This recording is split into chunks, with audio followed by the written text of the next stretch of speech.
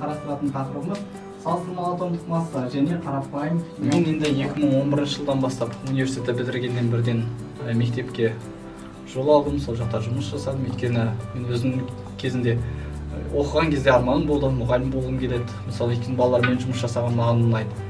Сондықтан біріншіден ешқандай ойланған жоқпын, мұғалімдік жолды таңдадым. Енді сол жылдардан бері бірінші жылдан бастап біз олимпиадалық дайындық курстарын ұйымдастырдым. Енді ол кезде басында қиындықтар болды, дегенмен де табанды еңбектің арқасында біз республикалық олимпиададан, халықаралық олимпиада ғылыми жобадан орындар алып жүрдік. Енді қазіргі уақытқа дейін енді республикалық олимпиададан бір алтын медаль алдық. Ол не үшін айтып отырмын? Республикалық олимпиададан немесе халықаралық олимпиадалардан орын алу өте қиыннан қиыны.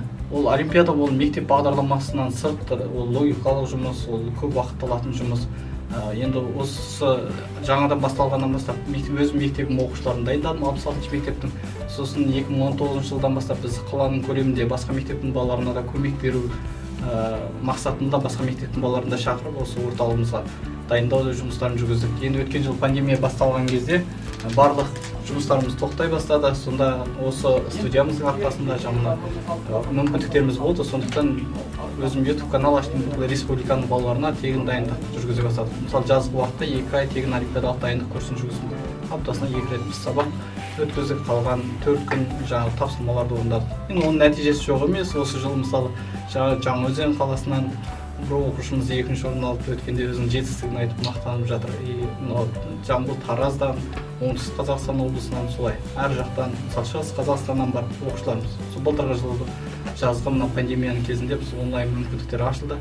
Соның нәтижесінде біраз балаларға да ауылдың шет шалғайдағы балаларға да жақсы мүмкіндіктер болып жатыр. Менің өзім азаматтық борышым деп білемін, өйткені мұсылманда зекет деген ұғым бар.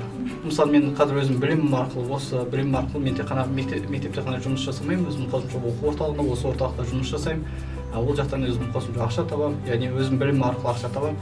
Енді білім пайдаңыздың 10%-ы неге қайырымдылыққа кету керек. Сол мақсатында мен мысалы өзім білім зекет ретінде тегін сондай курстар жасаймын, олимпиадалық дайындықтар. Мысалы, әр айда 2 рет 3 рет YouTube арқылы тегін тест талдаулар немесе сабақтар, мысалы оқушыларда қандай сұраныс болады, қай тақырыпқа сұраныс болады, соларды өзім тегін жүргізіп отырмын. Мамандықтың түрлері бар. Енді қиындықтары да бар, оның бір рахаттанатын кездері де болады. Мысалы, қашан сіздің оқушыларыңыз биік деңгейлерге жетіп, өз жетістіктерімен мақтанып жатқан кезде ол сіздің мәртебеңізді асырады. Енді бір жағынан бұл өте сауапты іс деп ойлаймын, ұстаз болу. Өйткені қаншама адамдарға көмек бересіз, қаншама адам жол ашылады. Сол үшін өзім қатты қуаныштымын, осы жолды таңдадым, әрі бұл жолды тастамаймын деген ойым бар. Құрметті оқушылар, осымен біздің бүгінгі сабағымыз аяқталды. Келесі сабақтарда кездескенше аман сау болыңыздар.